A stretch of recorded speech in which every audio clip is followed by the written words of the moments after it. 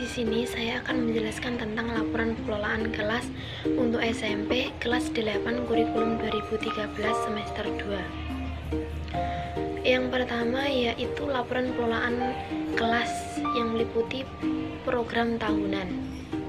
Dalam program tahunan ada kompetensi inti yaitu KI 1 menghargai dan menghayati ajaran agama yang dianutnya. KI 2 menunjukkan perilaku jujur, disiplin, tanggung jawab, peduli, toleransi, gotong royong, santun, dan percaya diri dalam berinteraksi secara afektif dengan lingkungan sosial dan alam dalam jangkauan pergaulan dan keberadaannya.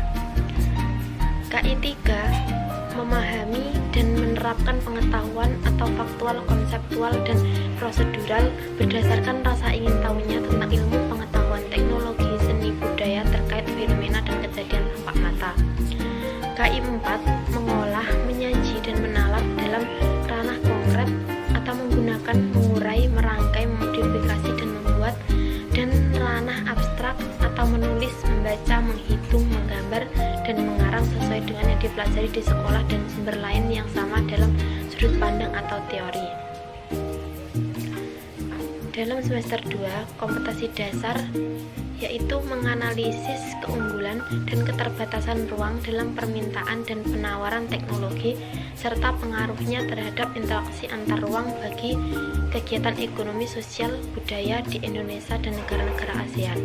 Yang selanjutnya yaitu menyajikan hasil analisis tentang keunggulan dan keterbatasan ruang dalam permintaan dan penawaran teknologi serta pengaruhnya terhadap interaksi antar ruang bagi kegiatan ekonomi, sosial, budaya di Indonesia dan negara-negara ASEAN.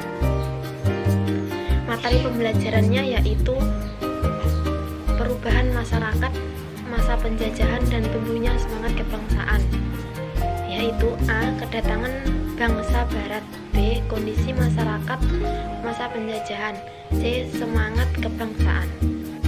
Yang selanjutnya yaitu program semester.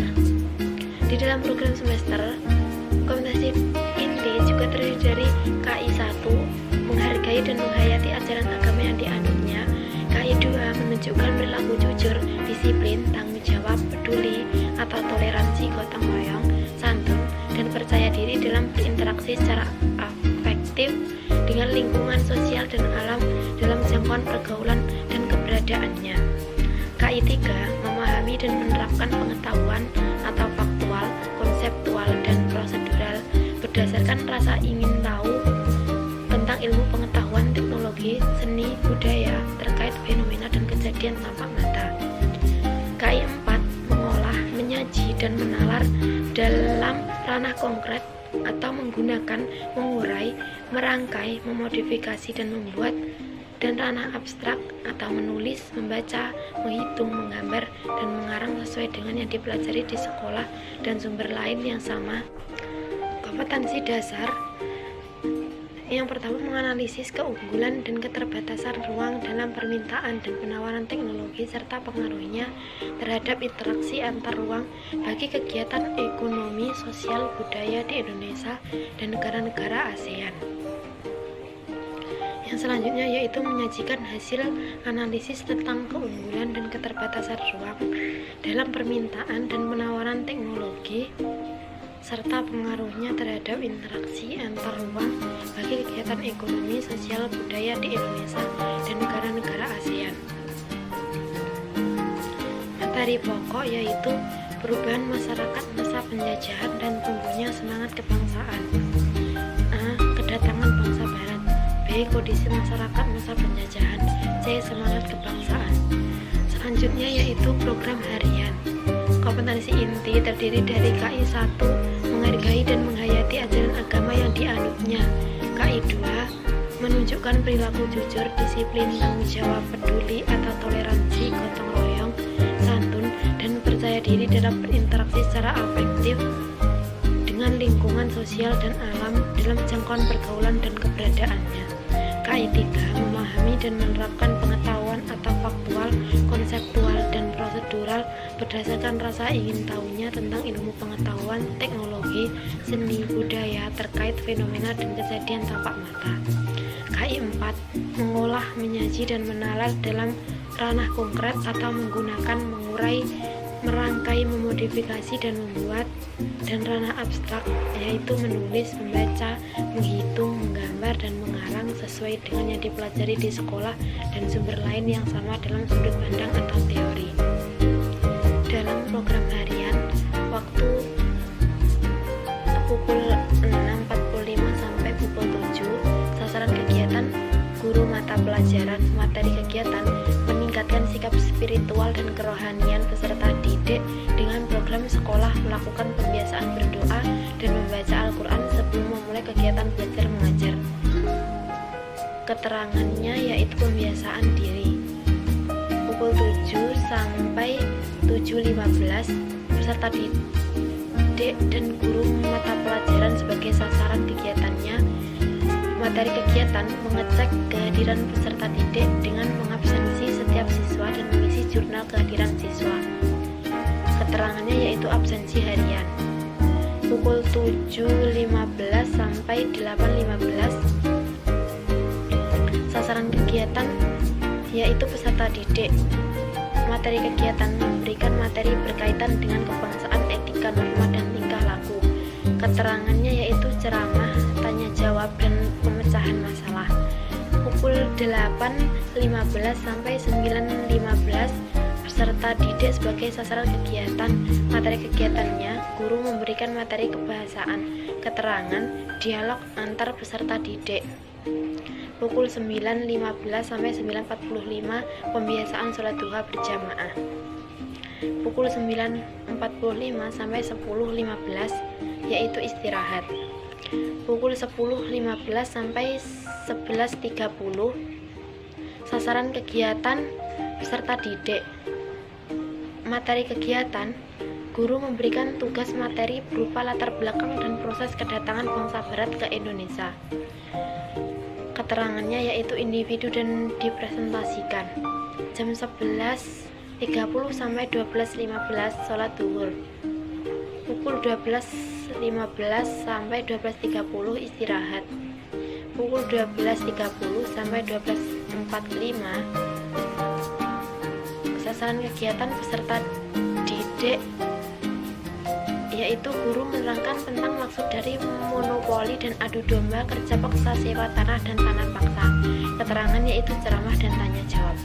Pukul 12.45 sampai 13.45, peserta didik sebagai sasarannya. Guru memberikan tugas berupa latar belakang organisasi pergerakan nasional Indonesia. Keterangannya yaitu tugas individu, discovery learning.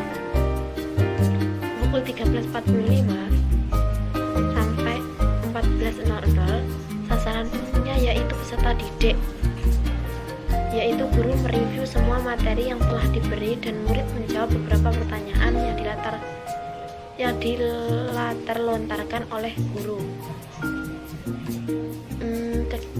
Keterangannya yaitu close statement dan tanya jawab.